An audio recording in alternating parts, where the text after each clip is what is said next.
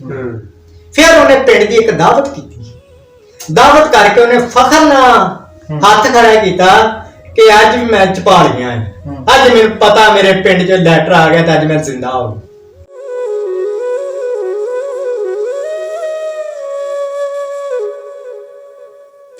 मैं उसे दरम्यान जिन्ने लोग जिंदा सी बाबा जी के दौर के उन्होंने सारियां दियां फोटोआं लाइयां। जो इंडिया लैटर गया मास्टर बूट सिंह दे पिंड तो फिर मैनूं लोकां ने गल दसी, इस बाबे ने 4 दिन हौसला नहीं पिया तो खोल के पढ़ ले।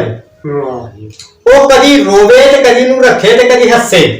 ओदे घर वाले कहंदे कि पापा जी सदाई हो गए।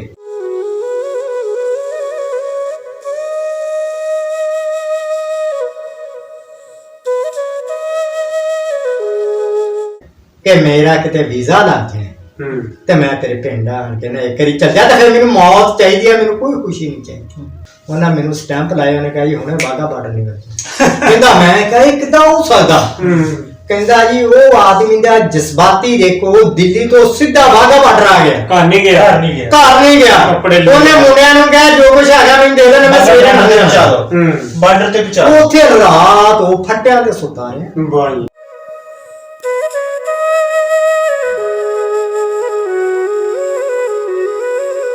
फिर 1 महीना मेरे घर रहे, फिर वो अपने स्कूल च गए जेडे स्कूल च पढ़ते हुंदे सी। शाशमील नहीं चपाल पहले इत्थे वो प्राइमरी स्कूल च पढ़दे थे, टाट ते बह गए। हां टाट ही हुंदी सी। उन्होंने मास्टर नूं कहंदे, मास्टर ने उन्होंने कहंदे जी तुसीं इत्थे आओ जी सारे। मैं कहंदा नहीं, अज मैं वो 7-8 साल का बूट सिंह जेड़ा कन्न फड़ूंगा ते सामने उन्हें कन्न फड़े। उन्हें कहा मास्टर जी मेरे 2 रखो भी, तो उन्हें कहा ना, उन्हें कहा देखो मेरा बचपना वापस आ गया।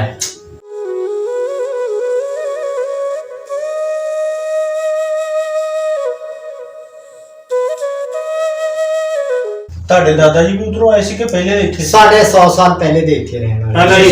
ਸਾਡੇ ਦਾਦਾ ਜੀ ਪਾਰਟੀਸ਼ਨ ਤੋਂ ਪਹਿਲੇ ਵੀ ਇੱਥੇ ਪਹਿਲਾਂ ਦੇ ਇੱਥੇ ਰਹਿੰਦੇ ਹੁੰਦੇ ਸੀ। ਉਹ ਤਾਂ ਉਦੋਂ ਦਾ ਜਲਾਲਪੁਰ ਰੋਡ ਦੇ ਉੱਤੇ ਸਾਡਾ ਘਰ ਸੀ। ਹਾਂਜੀ ਔਰ ਸਿੱਖਾਂ ਦਾ ਦੱਸਣਾ ਹੈ ਕਿ ਸਾਡੇ ਜਿਹੜੇ ਬਾਬਾ ਜੀ ਸੀ ਉਹਨਾਂ ਦੀ ਉਦੋਂ ਵੀ ਖਿਦਮਤ ਸਾਡੇ ਵਾਸਤੇ ਬਹੁਤ ਸੀ। ਤੇ ਉਹ ਉਦੋਂ ਲੜਕੀਆਂ ਨੂੰ, ਹੁਣ ਕਈਆਂ ਨੂੰ ਹੋ ਸਕਦਾ ਨੌਜਵਾਨ ਨਸਲ ਨੂੰ ਨਾ ਇਹ ਚੀਜ਼ ਦਾ ਪਤਾ ਹੋਵੇ, ਮੇਰੇ ਕੋਲ ਲੈਟਰ ਵੀ ਆ ਜਿਨ੍ਹਾਂ ਤੋਂ ਮੈਨੂੰ ਲਿਖਿਆ ਤੇ ਉਹਨਾਂ ਲਿਖਿਆ ਵੀ ਤੁਹਾਡੇ ਜਿਹੜੇ ਦਾਦਾ ਜੀ ਸੀ, ਪਰਦਾਦਾ ਜੀ ਫਕੀਰ ਸਿੰਘ, ਉਹ 8 ਕਲੀਆ ਇੱਕ ਮੰਜਾ ਬਣਾਉਂਦੇ ਹੁੰਦੇ ਸੀ। 8 ਕਲੀਆ ਨੂੰ ਕਹਿੰਦਾ ਸੀ।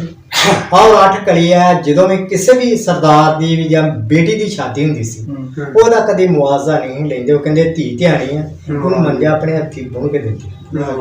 ਨੇਕੀ ਦਾ ਕੰਮ ਕਰਦੇ। ਇਹ ਉਹ ਪੁੰਨ ਦਾ ਕੰਮ ਸੀ ਜਿਹੜਾ ਤਕਰੀਬਨ 100 ਸਾਲ ਪਹਿਲਾਂ ਹੀ ਕਰਦੇ।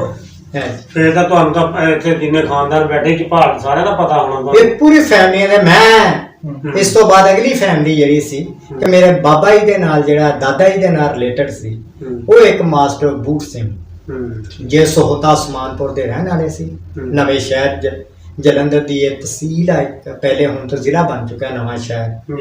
ਇਹ ਉੱਥੇ ਦੇ ਰਹਿਣ ਵਾਲੇ ਸੀ। ਇਹਨਾਂ ਦਾ ਤੁਸੀਂ ਸਮਝੋਗੇ ਕਿ ਮੇਰੀ ਉਮਰ ਨਹੀਂ ਇੰਨੀ ਤੇ ਮੇਰਾ ਇਹਨਾਂ ਨਾਲ ਕਿੱਦਾਂ ਕੰਟੈਕਟ ਹੋਇਆ। ਅੱਛਾ, ਇਹ ਇੱਕ ਸਬਬ ਲੱਗਣਾ ਹੁੰਦਾ ਕਿ ਇੱਕ ਸਾਈਂ ਦੀ ਖੁਦ ਦਾ ਸ਼ਹਿਜ਼ਾਦ ਆਲਮ ਸੋਹਤਾ ਉਸਮਾਨਪੁਰ ਦੇ ਉਹ ਪਠਾਨ ਆ ਰਹਿਣ ਵਾਲੇ, ਬਹੁਤ ਜ਼ਿਆਦਾ ਉਹਨਾਂ ਦੀ ਜ਼ਮੀਨ ਹੈ। ਕੁਛ ਹਾਮਦ ਖਾਨ ਗੋਇਰੇ ਬੈਠੇ ਆ, ਸਲੀਮ ਸ਼ੇਰਵਾਨੀ ਹਾਕੀ ਖੇਲਦਾ ਹੁੰਦਾ ਹੈ, ਬੜਾ ਫਾਸਟ ਚੱਲਦਾ ਸੀ। ਇਹ ਉਹਨਾਂ ਦੀ ਫੈਮਿਲੀ ਚੋਂ। ਅੱਛਾ, ਮੇਰਾ ਕੋਈ ਤਲਕ ਨਹੀਂ ਸੀ। ਉਹ ਆਦਮੀ ਨੇ ਆਪਣੇ ਪਿੰਡ ਖਤ ਲਿਖਿਆ ਸੋਹਤਾ ਉਸਮਾਨਪੁਰ ਚ, ਤੇ ਉਹ ਖਤ ਉਰਦੂ ਚ ਲਿਖਿਆ। ਪੰਜਾਬ ਚ ਜਿੰਨੇ ਲੋਕ ਪੜ੍ਹਨ ਵਾਲੇ ਉਹ ਸ਼ਾਹਮੁਖੀ ਜਾਂ ਹਿੰਦੀ ਪੜ੍ਹਨ ਵਾਲੇ ਆ, ਉਰਦੂ ਪੜ੍ਹਨ ਵਾਲੇ ਉਹ ਲੋਕ ਸੀ ਜਿਹੜੇ ਪਾਕਿਸਤਾਨ ਤੋਂ ਮਾਈਗ੍ਰੇਟ ਹੋ ਗਏ। ਉਹਨਾਂ ਵਿੱਚ ਇੱਕ ਮਾਨ ਹਸਤੀ ਸੀ ਜਿਹਨੂੰ ਮਾਸਟਰ ਬੂਟ ਸਿੰਘ ਕਹਿੰਦੇ ਸੀ। ਉਦੋਂ ਉਹ ਇੱਥੋਂ 20 ਸਾਲ ਦੀ ਉਮਰ ਸੀ ਜਦੋਂ ਗਿਆ। ਉਰਦੂ ਬੜੀ ਚੰਗੀ ਪੜ੍ਹਦਾ ਹੈ, ਬੜੀ ਚੰਗੀ ਲਿਖਦਾ ਹੈ। ਸ਼ਾਸ਼ਮੀਰ ਪੜਿਆ ਸੀ ਭਲਾ? ਹਾਂਜੀ, ਸ਼ਾਸ਼ਮੀਰ ਪੜਿਆ। ਉਹ ਸ਼ਾਸ਼ਮੀਰ ਪੜ੍ਹੇ ਸੀ। ਸ਼ਾਸ਼ਮੀਰ ਠੀਕ ਹੈ ਜੀ, ਘੋੜੀ ਰੱਖੀ ਹੁੰਦੀ ਸੀ ਉਦੋਂ। ਉਹ ਤੋਂ ਬਾਅਦ ਚ ਤਾਰਫ ਹੋਇਆ। ਉਹਨਾਂ ਨੇ ਉਸ ਮੁੰਡੇ ਨੇ ਖਤ ਜਦੋਂ ਸ਼ਹਿਜ਼ਾਦ ਆਲਮ ਨੇ ਆਪਣੇ ਪਿੰਡ ਲਿਖਿਆ ਉੱਥੇ ਸੋਹਤਾ ਉਸਮਾਨਪੁਰ, ਉਹ ਖਤ ਕਈ ਦਿਨ ਡਾਕਖਾਨੇ ਚ ਰੁਲਦਾ ਹੋਇਆ। ਆਖਿਰ ਇੱਕ ਬੰਦੇ ਨੇ ਦੱਸਿਆ ਵੀ ਅਗਰ ਆ ਖਤ ਦੀ ਟ੍ਰਾਂਸਲੇਸ਼ਨ ਕੋਈ ਕਰ ਸਕਦਾ ਤਾਂ ਮਾਸਟਰ ਬੂਟ ਸਿੰਘ ਕਰ ਸਕਦਾ। ਮਾਸਟਰ ਬੂਟ ਸਿੰਘ ਨੇ ਉਹ ਖਤ ਪੜਿਆ, ਪੜ੍ਹ ਕੇ ਜਵਾਬ ਵਾਪਸ ਉਹਨੂੰ ਲਿਖਿਆ ਮੁੰਡੇ ਨੂੰ, ਤੇ ਉਹਨੂੰ ਇੱਕ ਸ਼ਰਤ ਰੱਖੀ ਅੱਜ ਵੀ ਉਹ ਮੇਰੇ ਕੋਲ ਖਤ ਮੌਜੂਦ ਆ, ਮੈਂ ਰਿਟਨ ਤੇ ਮਸਬੂਤ ਆ। ਉਹਨੇ ਕਿਹਾ ਜੀ ਮੈਂ ਬੜਾ ਲਾਲਚੀ ਆਦਮੀ, ਮੈਂ ਮਤਲਬ ਤੋਂ ਬਗੈਰ ਕਿਸੇ ਨਾਲ ਕੰਮ ਨਹੀਂ ਕਰਦਾ, ਮੇਰਾ ਵੀ ਕਾਕਾ ਤੂੰ ਇੱਕ ਮਤਲਬ ਦਾ ਕੰਮ ਕਰਨਾ। ਉਹਨੇ ਕਿਹਾ ਜੀ ਹੁਕਮ ਕਰੋ, ਤੁਸੀਂ ਮੈਨੂੰ ਜਵਾਬ ਦਿੱਤਾ। ਉਹਨੇ ਕਿਹਾ ਜੀ ਮੇਰਾ ਵੀ ਇੱਕ ਪਿੰਡ ਚ ਭਾਲ ਆ, ਇਹ ਤੇਰੇ ਤੇ ਕਰਜ਼ਾ ਹੈ, ਜਿੱਦਾਂ ਮੈਂ ਤੇਰੇ ਜਵਾਬ ਦੇ ਰਿਹਾ, ਤੂੰ ਉੱਥੇ ਜਾ ਕੇ ਮੇਰੇ ਪਿੰਡ ਚ ਮਲਕ ਰਹਿਮਤੁल्ला, ਉਹ ਵੀ ਮੇਰੇ ਦਾਦਾ ਜੀ, ਮਲਕ ਚਰਾਗਦੀਨ, ਉਹ ਵੀ ਮੇਰੇ ਦਾਦੇ ਦਾ ਭਰਾ, ਅਬਦੁੱਲਾ, ਅਬਦੁਲ ਕਰੀਮ, ਫਿਰ ਉਹਨੇ ਮੋਚੀਆਂ ਦੇ ਅਬਦੁਲ ਕਰੀਮ, ਅੱਲਾ ਰੱਖਾ, ਸਾਰਿਆਂ ਦਾ ਨਾਮ ਲਿਖੇ, ਨਜ਼ੀਰ, ਅੰਸਾਰੀ। ਉਹਨੇ ਕਿਹਾ ਜੀ ਉਹਨਾਂ ਚ ਕਿਸੇ ਫੈਮਿਲੀ ਦੇ ਇੱਕ ਬੰਦੇ ਨੂੰ ਮੇਰੇ ਨਾਲ ਕਿਤੇ ਤੂੰ ਕਦੋਂ ਮੁਲਾਕਾਤ ਕਰਾ ਦੇ ਤੇ ਮੈਂ ਤੇਰਾ ਆਸਾਨ ਸਾਰੀ ਉਮਰ ਨਹੀਂ ਦਊਂਗਾ। ਉਹ ਮੁੰਡਾ ਸੁਬਹ ਦਾ ਟਾਈਮ ਸੀ, ਮੈਂ ਨੈਸ਼ਨਲ ਹਸਪੀਟਲ 'ਚ ਬਤੌਰ ਲੈਬੋਰਟਰੀ ਟੈਕਨੀਸ਼ੀਅਨ ਕੰਮ ਕਰਦਾ ਸੀ। ਮੈਂ ਮੋਟਰਸਾਈਕਲ ਤੇ ਨਿਕਲਣ ਲੱਗਾ ਤੇ ਉਹ ਜਿਹੜਾ ਲੜਕਾ ਸੀ, ਨੌਜਵਾਨ ਮੁੰਡਾ ਸੀ, ਤਕਰੀਬਨ ਉਹਦੀ ਉਸ ਵਕਤ ਉਮਰ 21-22 ਸਾਲ ਸੀ। ਉਹ ਇੱਕ ਦੁਕਾਨ ਤੇ ਖੜਾ ਸੀ ਤੇ ਮੈਨੂੰ ਦੁਕਾਨਦਾਰ ਨੇ ਆਵਾਜ਼ ਮਾਰਿਆ, ਮੈਨੂੰ ਡਾਕਟਰ ਕਹਿ ਕੇ ਕਿ ਮੈਂ ਹਸਪਤਾਲ ਕੰਮ ਕਰਦਾ ਹਾਂ।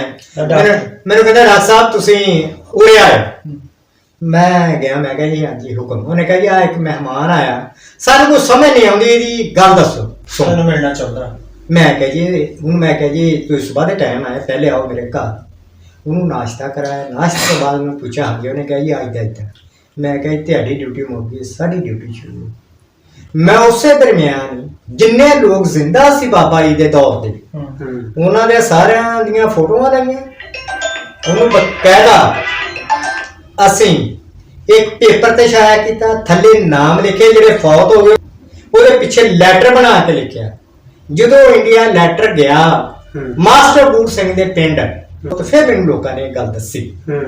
ਉਹਨੇ ਕਿਹਾ ਜੀ ਜਿਸ ਦਿਨ ਇਹ ਤੁਹਾਡਾ ਮਲਕ ਸਾਹਿਬ ਇੱਥੇ ਲੈਟਰ ਆਇਆ, ਇਸ ਬਾਬੇ ਨੇ 4 ਦਿਨ ਹੌਸਲਾ ਨਹੀਂ ਪਿਆ ਕਿ ਉਹ ਖੋਲ ਕੇ ਪੜ੍ਹ ਲਵੇ। ਉਹ ਕਦੀ ਰੋਵੇ ਤੇ ਕਦੀ ਨੂੰ ਰੱਖੇ ਤੇ ਕਦੀ ਹੱਸੇ। ਉਹਦੇ ਘਰ ਵਾਲੇ ਕਹਿੰਦੇ ਕਿ ਪਾਪਾ ਜੀ ਸਦਾਈ ਹੋ ਗਏ। ਫਿਰ ਉਹਨੇ ਪਿੰਡ ਦੀ ਇੱਕ ਦਾਵਤ ਕੀਤੀ, ਦਾਵਤ ਕਰਕੇ ਉਹਨੇ ਫਖਰ ਨਾਲ ਹੱਥ ਖੜਾ ਕੀਤਾ ਕਿ ਅੱਜ ਵੀ ਮੈਂ ਚਪਾ ਲਈਆਂ, ਅੱਜ ਮੈਨੂੰ ਪਤਾ ਮੇਰੇ ਪਿੰਡ 'ਚ ਲੈਟਰ ਆ ਗਿਆ ਤਾਂ ਅੱਜ ਮੈਂ ਜ਼ਿੰਦਾ ਹੋ ਗਿਆ। ਫਿਰ ਉਹਨੇ ਦਾਵਤ ਕਰਕੇ ਉਹ ਲੈਟਰ ਖੋਲਿਆ। ਖੋਲਣ ਤੋਂ ਬਾਅਦ ਉਹਨੇ ਉਹ ਭਾਈ ਜੀ ਪੜ੍ਹ ਕੇ ਮੈਨੂੰ ਕਤੋ ਕਿਤਾਬਤ ਸ਼ੁਰੂ ਕਰਤੀ। ਅੱਛਾ। ਇਸ ਦਰਮਿਆਨ ਮੇਰਾ 1.5 ਸਾਲ ਦਾ ਟਾਈਮ ਪੀਰੀਅਡ ਹੋ ਗਿਆ। ਉਹਨਾਂ ਨੇ ਮੈਨੂੰ ਇਹ ਖੁਆਇਸ਼ ਕੀਤੀ ਕਿ ਜੇ ਮੇਰੀ ਜ਼ਿੰਦਗੀ 'ਚ ਕਾਕਾ ਤੂੰ ਹੈ ਬਹੁਤ ਛੋਟਾ ਪਰ ਕੰਮ ਤੇਰੇ ਬੜੇ ਵੱਡੇ, ਕਿਤੇ ਐਸਾ ਕੰਮ ਕਰ ਕਿ ਮੇਰਾ ਕਿਤੇ ਵੀਜ਼ਾ ਲੱਗ ਜਾਏ ਤੇ ਮੈਂ ਤੇਰੇ ਪਿੰਡ ਆਣ ਕੇ ਨਾ ਇੱਕ ਵਾਰੀ ਚੱਲ ਜਾ, ਤਾਂ ਫਿਰ ਮੈਨੂੰ ਮੌਤ ਚਾਹੀਦੀ ਹੈ, ਮੈਨੂੰ ਕੋਈ ਖੁਸ਼ੀ ਨਹੀਂ ਚਾਹੀਦੀ। ਮੈਂ ਉਹਨਾਂ ਨੂੰ ਗਾਈਡ ਕੀਤਾ। ਕਹਿੰਦਾ 4 ਵਜੇ ਉਹਨਾਂ ਮੈਨੂੰ ਸਟੈਂਪ ਲਾਇਆ। ਉਹਨੇ ਕਿਹਾ ਜੀ ਹੁਣੇ ਵਾਘਾ ਬਾਰਡਰ ਨਿਕਲ ਜਾ। ਕਹਿੰਦਾ ਮੈਂ ਕਿਹਾ ਇਹ ਕਿੱਦਾਂ ਹੋ ਸਕਦਾ? ਕਹਿੰਦਾ ਜੀ ਉਹ ਆਦਮੀ ਦਾ ਜਜ਼ਬਾਤੀ ਦੇਖੋ, ਦਿੱਲੀ ਤੋਂ ਸਿੱਧਾ ਵਾਘਾ ਬਾਰਡਰ ਆ ਗਿਆ, ਘਰ ਨਹੀਂ ਗਿਆ। ਉਹਨੇ ਮੁੰਡਿਆਂ ਨੂੰ ਕਿਹਾ ਜੋ ਕੁਛ ਹੈਗਾ ਮੈਨੂੰ ਦੇ ਦੇਣਾ, ਮੈਂ ਸਵੇਰੇ ਨਾ ਪਹੁੰਚਾ ਦੋ ਬਾਰਡਰ ਤੇ ਪਹੁੰਚਾ। ਉੱਥੇ ਰਾਤ ਉਹ ਫੱਟਿਆਂ ਤੇ ਸੁੱਤਾ ਰਿਹਾ। ਮੈਨੂੰ ਉਥੋਂ ਰਿੰਗ ਮਾਰੀ ਕਿ ਕਾਕਾ ਮੇਰਾ ਵੀਜ਼ਾ ਲੱਗ ਗਿਆ, ਮੈਂ ਸੁਬਹ 9 ਵਜੇ ਆਇਆ। ਮੈਂ ਇੱਥੋਂ 3 ਗੱਡੀਆਂ ਲਈਆਂ। ਖਾਨ ਜ਼ਵੈਰ ਇੱਕ ਇੱਥੇ ਹੁੰਦਾ ਸੀ, ਉਹਦੀ ਗੱਡੀ ਲੈ ਕੇ ਮੈਂ ਗਿਆ। ਮੈਂ ਨਾਲ ਮੇਰੇ ਬੱਚੇ ਸੀ, ਅਸੀਂ 4 ਜਣੇ ਉੱਥੇ ਗਏ ਬਾਹਰ ਗੇਟ ਤੇ। ਉਦੋਂ ਏਡਾ ਵਾਘਾ ਬਾਰਡਰ ਨਹੀਂ ਸੀ। ਕਿਹੜੇ ਸਾਲ ਦੀ ਗੱਲ ਹੈ ਜੀ ਇਹ 2000 ਮੇਰਾ ਖਿਆਲ ਆ, ਇਹ 15 ਕਦੀ ਆ, ਜਦੋਂ ਆਏ ਨੇ ਜਜ਼ਰੇ ਆਏ ਸੀ ਨਾ, ਉਦੋਂ ਆਏ।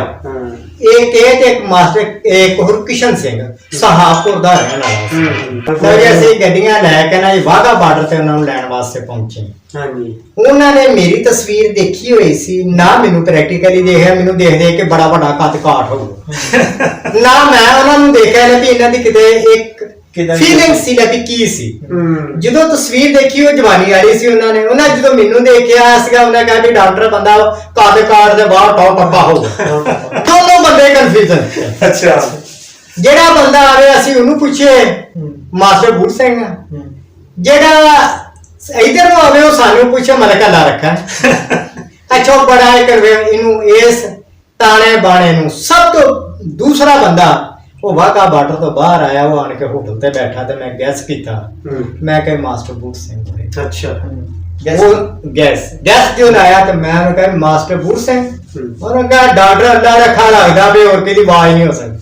ਉਸ ਵਕਤ ਉਹਨਾਂ ਦੇ ਹਾਰ ਪਏ ਉਹਨਾਂ ਨੂੰ ਉੱਥੇ ਢੋਲ ਵਜਾਇਆ ਸੀ, ਹੂੰ ਗੱਡੀਆਂ ਤੇ ਲੈ ਮਾਂ ਪਿੰਡ ਮੈਂ ਚਪਾਲ ਉਹਦੇ ਜਿਹੜੇ ਪੁਰਾਣੇ ਯਾਰ ਸੀ ਸਾਰੇ ਇਕੱਠੇ ਕੀਤੇ। ਉਹਨਾਂ ਸਾਰਿਆਂ ਨੂੰ ਇਕੱਠਿਆਂ ਯੂਨੀਅਨ ਕਾਉਂਸਲ ਚ ਕੀਤਾ। ਮਾਂ ਇੱਥੇ ਢੋਲ ਵਾਲੇ ਲਿਆਂਦੇ, ਇੱਥੇ ਮੂਵੀ ਵਾਲੇ ਲਿਆਂਦੇ, ਆਹ ਪੂਰਾ ਬਾਜ਼ਾਰ ਗਲਾਲੀਪੁਰ ਰੋਡ ਜਿਹੜਾ ਹੈ ਫੁੱਲਾਂ ਦੀ ਨਿਸ਼ਾਵਰ ਫੁੱਲ ਕਰਦੇ ਹੋਏ ਤੇ ਨੋਟਾਂ ਦੀ ਬਰਸਾਤ ਕਰਦੇ ਮੈਂ ਆਪਣੇ ਘਰ। ਉਸ ਦਿਨ ਮੈਨੂੰ ਯਾਦ ਆ ਕਿ 450 ਬੋਤਲ ਲੋਕਾਂ ਨੂੰ ਪੀਣ ਵਾਸਤੇ ਮੈਂ ਦਿੱਤੀ ਸੀ। ਔਰ ਫਿਰ 1 ਮਹੀਨਾ ਮੇਰੇ ਘਰ ਰਹੇ। ਫਿਰ ਉਹ ਆਪਣੇ ਸਕੂਲ ਚ ਗਏ ਜਿਹੜੇ ਸਕੂਲ ਚ ਪੜ੍ਹਦੇ ਹੁੰਦੇ ਸੀ। ਸ਼ਾਸ਼ਮੀਲ ਨਹੀਂ, ਚਪਾਲ ਪਹਿਲੇ ਅੱਛਾ ਚਪਾਲ ਇੱਥੇ ਉਹ ਪ੍ਰਾਇਮਰੀ ਸਕੂਲ ਚ ਪੜ੍ਹਦੇ ਸੀ ਤੇ ਟਾਰ ਤੇ ਬਹਿ ਗਏ। ਹਾਂ ਟਾਟੀ ਹੁੰਦੀ ਸੀ ਉਹਨਾਂ ਨੇ ਮਾਸਟਰ ਨੂੰ ਕਹਿੰਦੇ, ਮਾਸਟਰ ਨੇ ਉਹਨਾਂ ਨੂੰ ਕਹਿੰਦੇ ਜੀ ਤੁਸੀਂ ਇੱਥੇ ਆਓ ਜੀ ਸਾਡੇ। ਮੈਂ ਕਹਿੰਦਾ ਨਹੀਂ, ਅੱਜ ਮੈਂ ਉਹ 7-8 ਸਾਲਾਂ ਦਾ ਬੂੜ ਸਿੰਘਾ ਜਿਹੜਾ ਕੰਨ ਫੜੂੰਗਾ ਤੇ ਸਾਹਮਣੇ ਉਹਨੇ ਕੰਨ ਫੜੇ। ਉਹਨੇ ਕਿਹਾ ਮਾਸਟਰ ਜੀ ਮੇਰੇ 2 ਰੱਖੋ ਵੀ। ਤੇ ਉਹਨੇ ਕਿਹਾ ਨਾ, ਉਹਨੇ ਕਿਹਾ ਦੇਖੋ ਮੇਰਾ ਬਚਪਨਾ ਵਾਪਸ ਆ ਗਿਆ, ਮੈਂ ਦੁਬਾਰਾ ਮੈਨੂੰ ਮੌਕਾ ਨਹੀਂ ਮਿਲਣਾ, ਇਹ ਮੈਂ ਖੁਸ਼ਬੂ ਲੈਣ ਆਇਆ। ਮੈਨੂੰ ਅੱਜ ਹੀ ਪਤਾ ਲੱਗਿਆ ਮੈਂ ਆਪਣਾ ਮਾਸਟਰਾਂ ਦਾ ਕਿੰਨਾ ਹਯਾ ਕਰ। ਇਸ ਤੋਂ ਬਾਅਦ ਉਹਨੇ ਇੰਨੀ ਯਾਦਾਸ਼ਤ ਤੋਂ ਉਸ ਆਦਮੀ ਦੀ ਤੇ ਉਹ ਮੇਰੇ ਘਰ 1 ਮਹੀਨਾ ਰਿਹਾ ਗਲਾਲੀਪੁਰ ਤੋਂ ਲੈ ਕੇ ਕਿੱਥੇ ਤੱਕ। ਔਰ ਉਹ ਇੰਨੀ ਯਾਦ ਆਈ ਕਿ ਉਹਨੇ ਕਿਹਾ ਜੀ ਜਦੋਂ ਮੈਂ ਸ਼ਾਸ਼ਮੀਰ ਪੜ੍ਹਨ ਜਾਂਦਾ ਹੁੰਦਾ ਸੂਏ ਦੇ ਉੱਤੇ ਇੱਕ ਖਜੂਰ ਹੁੰਦੀ ਸੀ, ਜਦੋਂ ਦੁਪਹਿਰੇ ਆਈਦੇ ਸੀ ਉਹਨੂੰ ਵੱਟੇ ਮਾਰ ਕੇ ਡੋਕੇ ਲੈਂਦੇ ਸੀ। ਤੁਰ ਕੇ ਜਾਂਦੇ ਸੀ ਇਥੋਂ ਤੋੜ ਕੇ ਜਾਂਦੇ ਸੀ ਜਾਂ ਇਹਨਾਂ ਕੋਲ ਘੋੜੀ ਵੀ ਸੀ। ਘੋੜੀ ਵੀ ਸੀ। ਉਹਨਾਂ ਜਦੋਂ ਉਸ ਜਗ੍ਹਾ ਤੇ ਮੈਂ ਜਾ ਕੇ ਮੋਟਰਸਾਈਕਲ ਖਿਲਾਰਿਆ, ਉਹਨੇ ਕਿਹਾ ਇੱਥੇ ਖਿਲਾਰ। ਔਰ ਉਹ ਮੋਢ 73 ਸਾਲ ਬਾਅਦ ਸੁੱਕਾ ਹੋਇਆ ਮੋਢ ਦੇ ਉੱਤੇ ਬਹਿ ਕੇ ਉਹਨੇ ਰੋਟੀ ਖਾਧੀ। ਉਸ ਤੋਂ ਬਾਅਦ ਮੇਰੇ ਕੋਲ ਮਹੀਨਾ ਰਿਹਾ। ਮੈਂ ਉਹਨਾਂ ਨੂੰ ਜਿੰਨਾ ਕੁਛ ਹੋ ਸਕਿਆ। ਫਿਰ ਉਹਨੇ ਕੀ ਕੀਤਾ, ਉਹਨੇ ਇੱਥੇ ਚਾਂਦੀ ਦੀਆਂ ਅੰਗੂਠੀਆਂ ਬਣਾ ਕੇ ਲੈਣੀਆਂ। ਜਿੰਨੀਆਂ ਪੁਰਾਣੇ ਲੋਕ ਸੀ ਜਿਹੜੇ ਜ਼ਿੰਦਾ ਸੀ, ਉਹ ਜਿਹੜੇ ਫੌਤ ਹੋ ਗਏ ਉਹਨਾਂ ਦੇ ਬੱਚਿਆਂ ਨੂੰ ਪਾ ਕੇ ਗਿਆ ਕਿ ਉਹਦੇ ਵਿੱਚ ਫਕੀਰ ਬਰਾਦਰੀ, ਸਬਕਾ ਬਰਾਦਰੀ, ਮਰਮ ਬਰਾਦਰੀ ਜਿਹੜੀ ਵੀ ਹੈ ਸੀ। ਉਹਨੇ ਕਹੀ ਹੁਣ ਮੈਨੂੰ ਇੱਥੇ ਆਉਂਦੀ ਨਹੀਂ। ਇਹ ਉਹ ਮਾਸਟਰ ਬੂਟ ਸਿੰਘ ਆ ਜਿਹਨੇ ਬਹੁਤ ਸਾਰਾ ਮੁਹੱਬਤ ਸਾਡੇ ਅੰਦਰ ਉਹ ਜਜ਼ਬਾ ਪੈਦਾ ਕੀਤਾ। ਅੱਜ ਵੀ ਅਸੀਂ ਮਾਸਟਰ ਬੂਟ ਸਿੰਘ ਇਦਾਂ ਹੀ ਆ ਕਿ ਜਿਵੇਂ ਬੂਰ ਹੁੰਦਾ ਨਾ ਤੇ ਬਿਲਕੁਲ ਸਾਇਆ ਤਰ੍ਹਾਂ ਸਾਡੇ ਨਾਲ ਉਹ ਜਜ਼ਬਾਤ ਲੈ ਕੇ ਅੱਜ ਵੀ ਅਸੀਂ ਲੋਕਾਂ ਦੇ ਸਾਹਮਣੇ ਅਸੀਂ ਕੋਸ਼ਿਸ਼ ਕਰ ਰਹੇ ਹਾਂ ਜ਼ਿਆਦਾ ਜ਼ਿਆਦਾ ਲੋਕਾਂ ਨੂੰ ਆਪਸ ਚ ਮਨਾਈਏ। ਜਦੋਂ ਅਸੀਂ ਕਿਸੇ ਨੂੰ ਮਨਾਉਂਦੇ ਹਾਂ ਜਿਹੜੀ ਉਹਦੀ ਫੀਲਿੰਗ ਅਸੀਂ ਦੇਖਦੇ ਹਾਂ ਉਹ ਅਸੀਂ ਭੁੱਲ ਨਹੀਂ ਸਕਦੇ। ਇਸ ਤੋਂ ਬਾਅਦ ਮੈਂ ਆਪ ਇੰਡੀਆ ਗਿਆ। ਅੱਛਾ ਉਹਨਾਂ ਤੋਂ ਬਾਅਦ ਮੇਰਾ ਵੀਜ਼ਾ ਲੱਗਾ, ਮੈਂ ਇੰਡੀਆ ਗਿਆ, 1 ਮਹੀਨਾ ਰਹਿ ਕੇ ਆਇਆ।